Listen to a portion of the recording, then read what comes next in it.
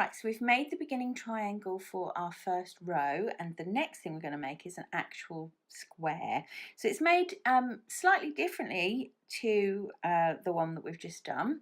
If you recall, we kind of built up to 7 loops on the hook with the last one. We're going to start with 7 loops on the hook with this one.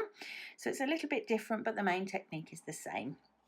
Okay, here we go then. So to get our 7 loops on the hook, we're going to work along the chain. We've already got 1, so it means we're going to go into the next 6 chains, and pull up a loop. So there's 1, 2, 3, 4, 5, and 6. So if I stop there, you'll see we have now got, it's very curly, 2, 4, 6 and 7 chains, 7 loops on the hook. We started with 1, we've gone into 6 chain, so that makes 7 loops on the hook. Nothing different now, as I said earlier, it's always going to be yarn over and through 2 loops at a time. So there's 1, there's 2, all the way along, 3, whoops, 4,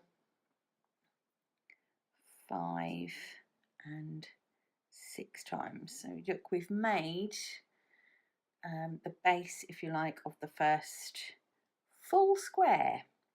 Right, so moving back along to the next row, it should be familiar because we're working into those sorry, I've got a call up here.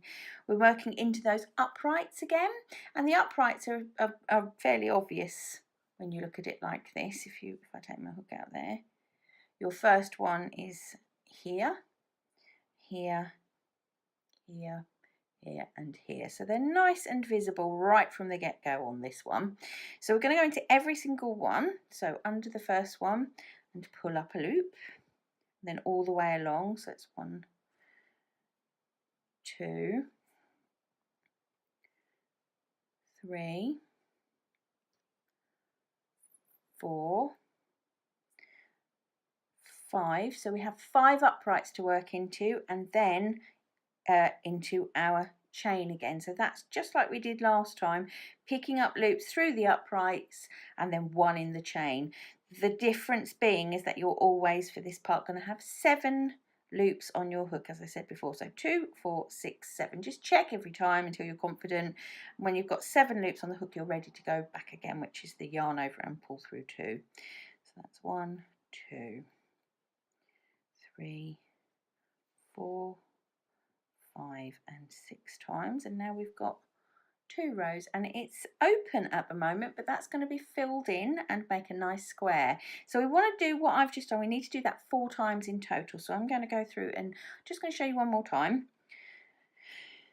So it's through all the uprights and pull up a loop. So I think we've got 5 of those. We've got 1 on the hook already, so that's 6 loops, and then we need a 7th loop, and we get that from going into the chain.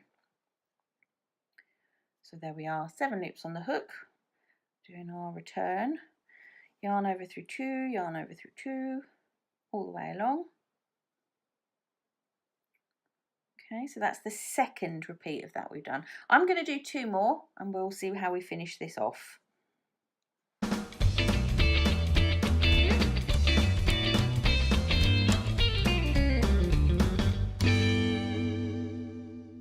Right, I've finished the 4th repeat, so let's just have a little look at the visible upright stitches, so that can be a nice way to count. So we've got, I can see 1, 2, 3, 4, and this top one 5. So you should have 5 uprights all in, then you'll know that you've got to the finishing off part, which is just the same as before, which is those slip stitches. We're going to do 6 slip stitches, so let's do that, working in the uprights again and just working slip stitches through each of them. So that's 1. So if you recall, it's hook through the upright, pick up the yarn and just go straight through the upright and the loop on the hook. That was 2 all the way along, so yarn through upright and through both loops. That's 3. Whoops.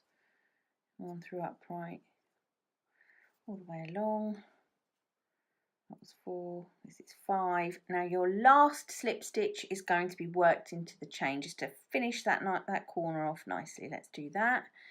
So you work 5 slip stitches in those uprights and your 6th pulls in the chain again. So here we go. Let's take a look out and have a look.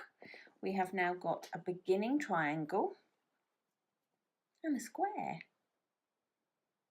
I'm going to do a few more squares and then I'm going to show you how we make the triangle at the other end.